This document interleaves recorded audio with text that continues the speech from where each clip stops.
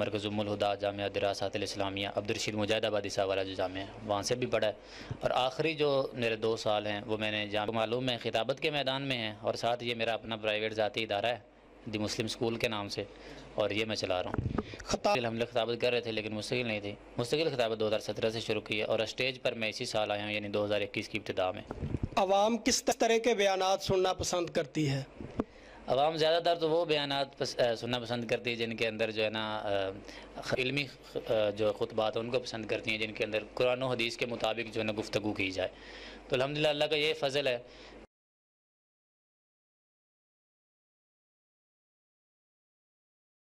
السلام علیکم محترم ناظرین، آپ کو حبیب اسلامک چینل پر خوش آمدید۔ آج ہمارے ساتھ ہمارے مہمان ہیں حبیب آباد کی معروف مذہبی شخصیت قاری ابو سفیان صاحب، جو کہ پنجابی خطیب ہیں اور بہترین قاری ہیں۔ قاری صاحب آپ کیسے ہیں؟ ٹھیک ہیں؟ جی الحمدللہ اللہ کا شکر ہے شام۔ آپ کا بہت بہت شکریہ کہ آپ نے ہمیں ٹائم دیا۔ ہم آپ کی نجی زندگی کے بارے میں جاننا چاہتے ہیں کہ آپ نے کن کن اداروں سے تعلیم حاصل کی ہے؟ جی میں نے پرائمری کے بعد حفظ کیا ہے جامعہ جو دعوت سلفیہ ہے ستیانہ بنگلہ میں، مولانا عتیق اللہ سلفی صاحب کا، وہاں سے، اور اس کے بعد میں نے درس نظامی کا آغاز جامعہ اسلامیہ ڈلیانہ سے کیا۔ کچھ ابتدائی سال میں نے مرکز ام الہدا جامعہ دراسات الاسلامیہ عبدالرشید مجاہد آبادی صاحب والا جو جامعہ ہے وہاں سے بھی پڑھا ہے، اور آخری جو میرے 2 سال ہیں وہ میں نے جامعہ اسلامیہ سلفیہ مسجد المکرم ماڈل ٹاؤن گجرانوالہ میں پڑھا ہے، اور تجوید بھی میں نے وہیں سے پڑھی ہے۔ آج کل کیا مصروفیات ہیں؟ آج کل الحمدللہ جیسا کہ آپ کو معلوم ہے خطابت کے میدان میں ہیں، اور ساتھ یہ میرا اپنا پرائیویٹ ذاتی ادارہ ہے دی مسلم اسکول کے نام سے، اور یہ میں چلا رہا ہوں۔ خطابت آپ نے کب شروع کی اور اسٹیج پر آپ کب آئے؟ جی خطابت میں نے الحمدللہ 2017 سے کی ہے، مستقل شروع کی ہے۔ اس سے پہلے بھی الحمدللہ خطابت کر رہے تھے لیکن مستقل نہیں تھی، مستقل خطابت 2017 سے شروع کی ہے، اور اسٹیج پر میں اسی سال آیا ہوں، یعنی 2021 کی ابتدا میں۔ عوام کس طرح کے بیانات سننا پسند کرتی ہے؟ عوام زیادہ تر تو وہ بیانات سننا پسند کرتی ہے جن کے اندر جو ہے نا خطیب بھی رو رہا ہو اور عوام بھی رو رہی ہو، یعنی ایموشنل، رقت امیز۔ اور دوسرے نمبر پہ جو کچھ سوجھ بوجھ رکھنے والے لوگ ہیں وہ علمی جو خطبات ہیں ان کو پسند کرتی ہیں جن کے اندر قرآن و حدیث کے مطابق جو ہے نا گفتگو کی جائے۔ تو الحمدللہ اللہ کا یہ فضل ہے کہ دونوں طرح کے خطابات ہم کر لیتے ہیں۔ بیان کے بعد عوام کا رد عمل کیا ہوتا ہے؟ بیان کے بعد جو عوام کا رد عمل ہوتا ہے اس کو لفظوں میں بیان کرنا جو ہے وہ بہت ہی مشکل میں تو سمجھوں گا، کیونکہ یہ ایک ایسا مقام ہوتا ہے کہ میں سمجھتا ہوں کہ اگر سچی عزت کسی نے دیکھنی ہے تو وہ اس میدان میں آ جائے تو اللہ تعالیٰ اس کو عزت دیتا ہے۔ کیونکہ آپ بھی جانتے ہیں، آپ کیونکہ اکثر علماء کے ساتھ رہتے ہیں، کہ علماء کو دیکھ کے لوگوں کے سر ادب سے جھک جاتے ہیں اور ہاتھ سلام کے لیے اٹھ جاتے ہیں، اور یہی سچی عزت ہے۔ خطابت کے میدان میں آپ آئے ہیں، کن کن مشکلات سے آپ کو گزرنا پڑا ہے؟ خطابت کے میدان میں سب سے زیادہ جو مشکل ہوتی ہے نا وہ سفری مشکلات، میں تو کہوں گا کہ سفر کرنا تھوڑا مشکل ہوتا ہے۔ اس کے علاوہ اگر کسی بندے میں کوئی خوبی ہے نا اور وہ محنت بھی کرتا ہے اور مخلص بھی ہے، اللہ تعالیٰ اس کی محنت کو ضائع نہیں کرتے، راستے اللہ تعالیٰ خود ہی پیدا کر دیتے ہیں۔ مساجد انتظامیہ کے رویے اکثر علماء اکرام کے ساتھ ٹھیک نہیں ہوتے، اس کی کیا وجہ ہے؟ اس کی سب سے پہلی وجہ تو میں یہ سمجھوں گا کہ جو علماء کرام ہیں، ائمہ کرام ہیں، سب سے پہلی چیز یہ ہے کہ وہ وہاں پہ بطور ملازم کام کر رہے ہوتے ہیں، حالانکہ یہ ایک بہت ہی بڑا المیہ ہے۔ ان کو امام کے طور پہ ہی رہنا چاہیے، اور جو ہے نا امام بن کے خود کو دکھانا چاہیے۔ امام کا منصب کو پتہ ہے کتنا بڑا منصب ہے، ٹھیک ہے؟ اس لیے ان کو خوددار ہونا چاہیے، اپنے قدموں پہ کھڑے ہوں۔ جب وہ اپنے قدموں پہ کھڑے ہوں گے نا تو کسی کی ضرورت نہیں ہوتی کہ کوئی عوام کو، جو امام کو جو اونچی آواز میں بات کر لے، ٹھیک ہے، یا کہیں پہ کوئی ایسی بات جس میں اس کی انسلٹ ہوتی ہو۔ تو سب سے پہلی چیز تو یہ ہے۔ دوسرے نمبر پہ میں انتظامیہ کا قصور بناتا ہوں کہ انتظامیہ کو اس چیز کو سمجھنا چاہیے کہ امام ملازم نہیں ہوتا ہے، وہ آپ کا رہنما ہے، وہ آپ کے بچوں کی تربیت کر رہا ہے، ان کو گائیڈنس دے رہا ہے، اور پھر ساری زندگی کے ایسے سبق وہ پڑھاتا ہے جو آپ کو کہیں اور نہیں ملتے۔ آپ خطباء کو کیا پیغام دینا چاہیں گے؟ خطباء کو جو مطلب ہے کہ بڑے خطباء ہیں، میں ان کو تو کچھ کہہ نہیں سکتا کیونکہ میں نے ان سے سیکھنا ہے ابھی۔ تو جو میری ایج کے ہیں یا مجھ سے چھوٹے ہیں، میں ان کے بارے میں یہ پیغام دینا چاہوں گا کہ یہ ایک ایسا منصب ہے کہ جس کے مقابلے کا دوسرا منصب دنیا میں نہیں ہے۔ تو آپ اپنی عزت کو سمجھیں، ٹھیک ہے، اپنے مقام کو سمجھیں، اور اس کے مطابق آپ تیاری کیا کریں، ٹھیک ہے؟ لوگوں کا ٹائم نہیں ضائع کرنا چاہیے۔ آپ کن خطباء کو زیادہ سننا پسند کرتے ہیں؟ زیادہ فیمس کون ہے آپ کی نظر میں؟ فیمس تو ماشاءاللہ جتنے بھی بڑے علماء ہیں میں سب کی عزت کرتا ہوں الحمدللہ. میں کسی کو دوسرے کے ساتھ جو ہے نا وہ پرکھتا نہیں ہوں کہ یہ مطلب ہے زیادہ اچھا ہے اور میں سب کی عزت کرتا ہوں. لیکن اس میں سے یہ ہے کہ میں سنتا کن کو ہوں یا کن کو سننا پسند کرتا ہوں. ان میں اردو جو خطباء ہیں سب سے پہلے ان میں پروفیسر عبدالرزاق ساجد صاحب ہیں, ٹھیک ہے جی. اور اسی طرح جو شاہ صاحبان کا گھرانہ ہے جیسے توصیف الرحمان راشدی صاحب یا طیب الرحمان زیدی صاحب, ان کو. اور جو پنجابی خطباء ہیں ان میں میرے فیورٹ جو ہیں وہ قاری عبدالحفیظ صاحب تھے رحمۃ اللہ علیہ, ٹھیک ہے جی. اللہ تعالیٰ ان کی قبر نور سے منور فرمائے اور کروڑوں رحمتوں کا نزول فرمائے. اور پھر قاری بنیامین عابد صاحب ہیں, احمد حسن ساجد صاحب ہیں. اور علمی خطاب اگر سننا ہو تو پھر میں سید سبطین شاہ نقوی صاحب کو سنتا ہوں. اور ناظرین کو آپ کے پسندیدہ اشعار کے بارے میں ذرا ہم جاننا چاہتے ہیں کہ آپ کے پسندیدہ اشعار کون سے ہیں جو آپ کو اچھے لگتے ہوں سب سے زیادہ, وہ ذرا آپ سنا دیں. جی سب سے زیادہ اشعار مجھے جو پسند ہیں نا وہ قاری عبدالحفیظ فیصل آبادی صاحب کے ہیں رحمۃ اللہ علیہ. ان کا ہر شعر ہی مجھے بہت اچھا لگتا ہے, کسی طرح کا بھی وہ ہو نا تو وہ کسی ٹاپک پہ بھی ہو وہ مجھے بڑا ہی پسند آتا ہے اور وہ میں زیادہ پڑھتا ہوں. اور ان کے اشعار میں سے اور ان کی نعتوں میں سے میری فیورٹ نعت بھی ان کی نعتوں میں سے اور اشعار بھی جو ہے نا وہ انہی کے ہیں. تو اس میں سے جو سب سے زیادہ مجھے پسند ہے وہ میں آپ کو سنا دیتا ہوں. جی ضرور. ہاں جی, وہ شعر ہیں سیدہ عائشہ صدیقہ رضی اللہ تعالیٰ عنہ کی ایک روایت کے بارے میں.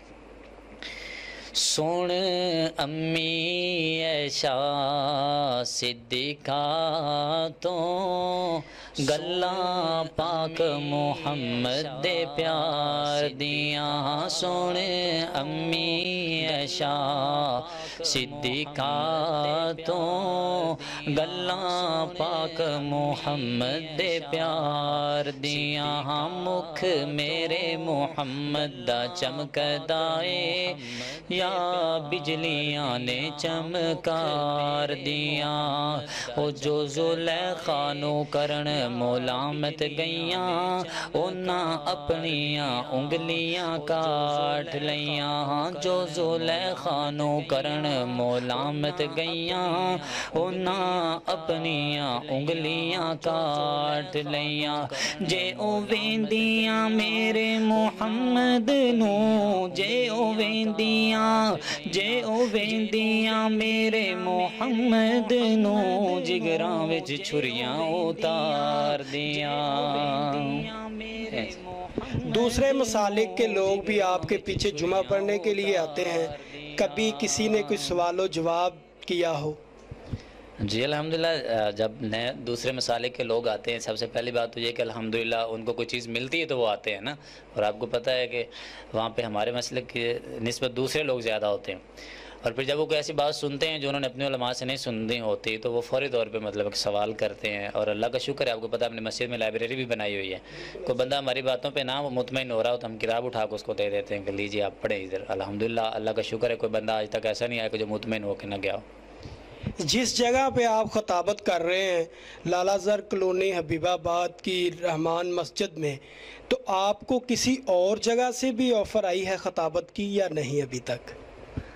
یہ بات بھی بیان کرنے کی ضرورت ہی نہیں ہے. آپ کو تو پتہ ہے کہ الحمدللہ اللہ کا شکر ہے کہ بہت زیادہ آفر ہیں. کوئی ایک جگہ ایسی نہیں کہ میں بیان کروں, بہت زیادہ. اور لوگ منتیں ترلے کرنے پہ آ جاتے ہیں. یہ اللہ تعالیٰ کی طرف سے ذالک فضل اللہ یؤتی من یشاء واللہ ذو الفضل العظیم. اس میں میرا کوئی کمال نہیں ہے, ٹھیک ہے جی. لیکن یہ ہے کہ میں یہ سمجھتا ہوں کہ جو جگہ آپ کی پہچان بنی ہے نا آپ اپنی پہچان کو مت چھوڑیں, ٹھیک ہے جی. تو مجھے الحمدللہ اللہ تعالیٰ نے اس مسجد سے عزت دی اور میری کوشش یہی ہوگی کہ میں اس مسجد کے ساتھ ہی چلوں. ایک سوال ہمارے ذہن میں پیدا ہو رہا ہے کہ اکثر دیکھنے میں آیا کہ علماء کی جب آواز ٹھیک ہوتی ہے اور وہ اسٹیج کی زینت ہوتے ہیں تو لوگ انہیں سننا پسند کرتے ہیں. اللہ نہ کرے انہیں کوئی بیماری گھیر لے یا وہ بڑھاپے میں آ جائیں تو پھر لوگ ان کو سننا بھی پسند نہیں کرتے اور انہیں چھوڑ بھی دیتے ہیں. اس کے بارے میں آپ کا کیا خیال ہے؟ مسلک اہل سنت کے جو علماء میں سے خادم حسین رضوی صاحب, جب ان کا جنازہ ہوا تو کافی تعداد میں لوگوں نے شرکت کی, لیکن جب وہ حیات تھے تو کچھ لوگ جو وہ ان سے متنفر بھی تھے اور انہوں نے ان کا ساتھ نہیں دیا تھا اس وقت, اور جنازے پہ بہت زیادہ لوگ تھے.